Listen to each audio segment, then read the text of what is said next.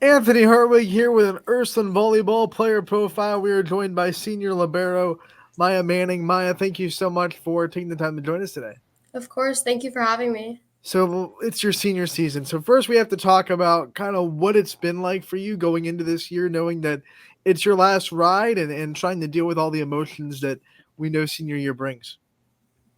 You know, it's obviously my last year, so it's sad, but I'm going in positive. I play out and I'm having fun. As a senior, you're on a team right now that has a lot of youth, a lot of new faces. You graduated a lot last year. What's it been like trying to lead this team with a bunch of players that are looking to you for guidance? We have 5 seniors this year. We all have stepped up. There is young ones. We're helping them out and they're doing their job. You have 5 seniors, so talk about what it's like to be a part of such a nice senior class and to not have all the leadership put on your shoulders and know that you have 4 others, senior teammates that can help carry that burden as well. We always talk it out. We always help out each player. We always are being positive and always telling them like, "Hey, get the next one" or something like that.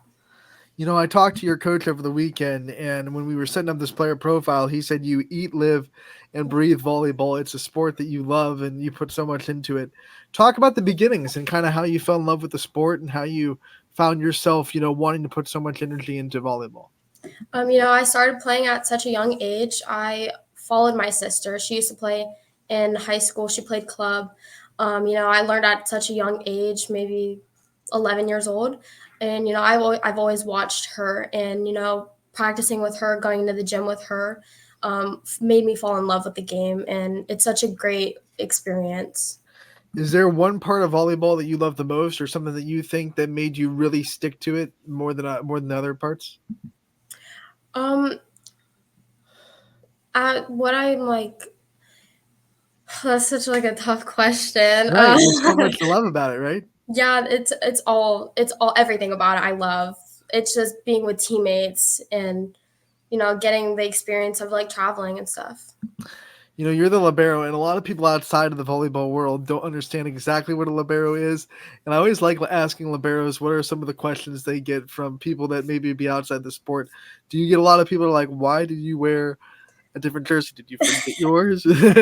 Yes, I always get questions. I'm like, people are always asking me like, why do you have a different jersey? Why do you go in for two different people?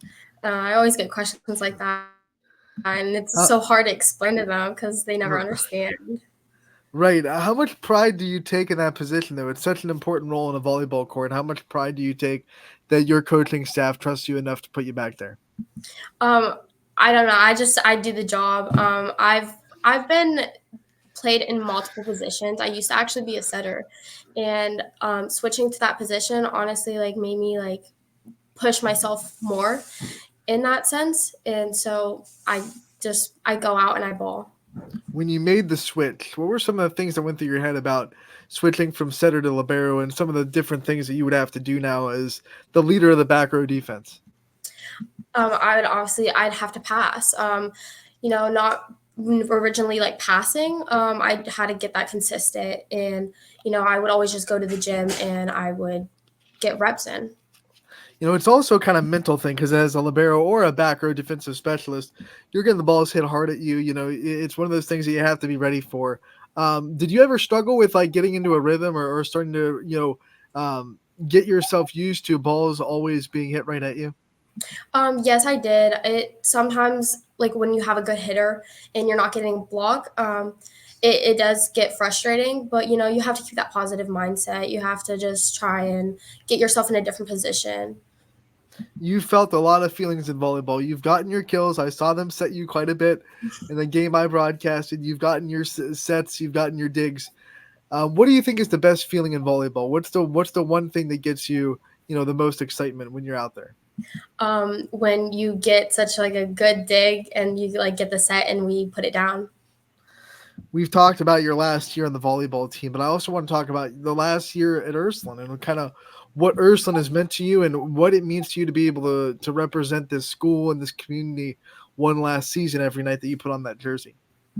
Ursuline is such like a family oriented school. Like everyone is so close.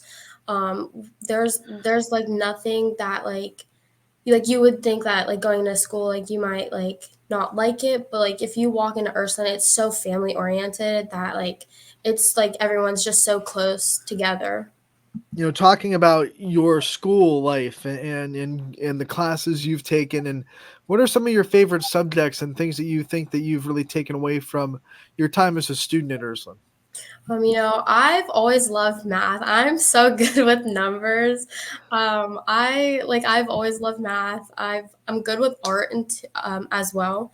I love art classes. So those are like pretty good ones. Now, when I ask this next question, I never like to phrase it as least favorite because I don't want to Yeah.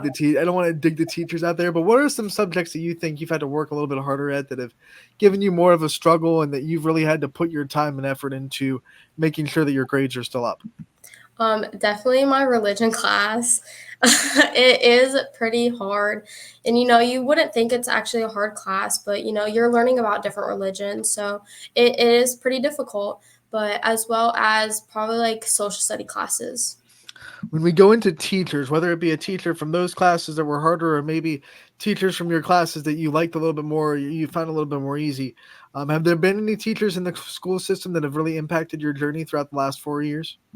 Definitely my sophomore religion teacher, Miss Pasquale. She's always pushed me. She would always like, talk to me when I first came into class. I love her so much. Like she really like pushed me in that class. And yeah. I want to talk also about kind of your game day routine because we're talking about being in school, and I know it's got to be a little bit harder to focus in class when you know it's game day. What are some things that you do, on game day? Do you kind of get yourself mentally prepared? Well, if I'm at school, I go to school, I do my work there, and after, um, I just get myself in the mindset, and I'm like, it's game day, like I have to go out there and do what I have to do. Is it harder or easier to focus in class for you when it's game day? Like, are you ready for it, or do you think it's a little bit harder to focus when you know that you had a game that night? I would say it's more hard because you're like, oh, I have a game the next that evening, and so sometimes I'm in class thinking about a game, and I'm just like trying to like get my mind focused. Pre-game, are you a music person? Do you listen to music to get you in that zone, or do you like more of the silence and your own kind of mental state? Definitely playing music, like getting myself hyped, getting like just playing like hype music. What's your personal pregame playlist look like? What are some artists that get featured when you're getting yourself in that zone? I have so many artists. It's like nothing's like really like to like um on like the same like pattern. Like it's like rap, um, maybe like some Bruno Mars or like Drake, stuff like that. Now, is there music that you listen to that you wouldn't use as a pregame playlist, but you still like, and maybe you could call it maybe a guilty pleasure playlist that you listen to, and it's just one of those things that you listen to because it's in that mood. I definitely like listen to it all, but most of the time I do listen to country. Um, but when it comes to like game day, I Mhm.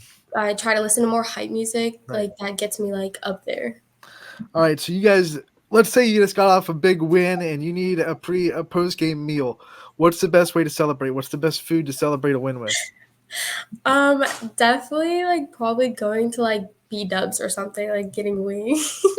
Now, I also want to know best team hangout because team chemistry is so important, and I know you guys spend a lot of time with each other off the court. So, what's the best place that your team gets together? Normally we always like we'll go shopping. Like we hang out, we go shopping, we get food. And like just hang out at, like somebody's house. What's been your favorite team chemistry exercise that you've done in your high school career? Um, Probably like those like competitive like passing, like off the top of my head I don't remember what it's called, but like we would always do like competitive like two on twos or like stuff like that. I like bringing this up when we're talking to Ursuline athletes as well because I know every athlete, no matter what sport they play, they make sure they get involved in the community. They make sure they get out there and support the community that supports them. I know the volleyball team does it as well. How much do you think that helps build team chemistry when you guys are out there doing things in the community for the people that come to your games? I think it definitely gets us to come together. I think being like around everybody, like it gets you so close.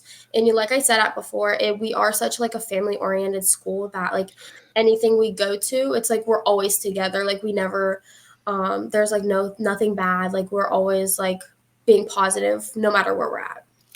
I know senior night is a little bit of ways off, but I want to talk about what you think you're going to go through emotionally on senior night. You know yourself better than anybody, so you think what emotions do you think are going to go through your head when senior night comes up?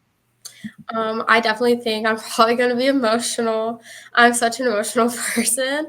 I'm probably just definitely going to be looking at the players that are going to still be there. You know, they are young, but you know, I'm going to push them. So, Gonna try to help the underclassmen out a little bit here because big part of senior night is the gift bags that they get the seniors. So, what would make a really good gift bag for Maya Manning? What are some things that would really be special if they put them in there for you?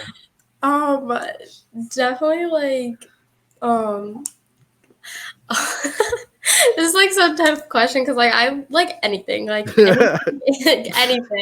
I like, definitely like probably like snacks, maybe like a picture of some sort. Um, yeah. What's your favorite candy? Let's just go that. Well, I do love chocolate. I there you love go. chocolate.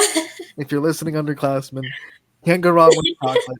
But with Maya, you can't go wrong with anything, as she says. So we have to talk about your future. It's your senior year, so you're graduating. We don't want to see you go. We've loved covering you for 4 years, but it's happening. So what are you doing after high school? What are some plans that you have after you graduate? I do plan on going to college. You know, I do want to major in nursing. Um, Sad to say that I probably will not continue my volleyball career. I do want to play beach volleyball eventually, but I think after high school, I'm going to focus on going into college and doing nursing.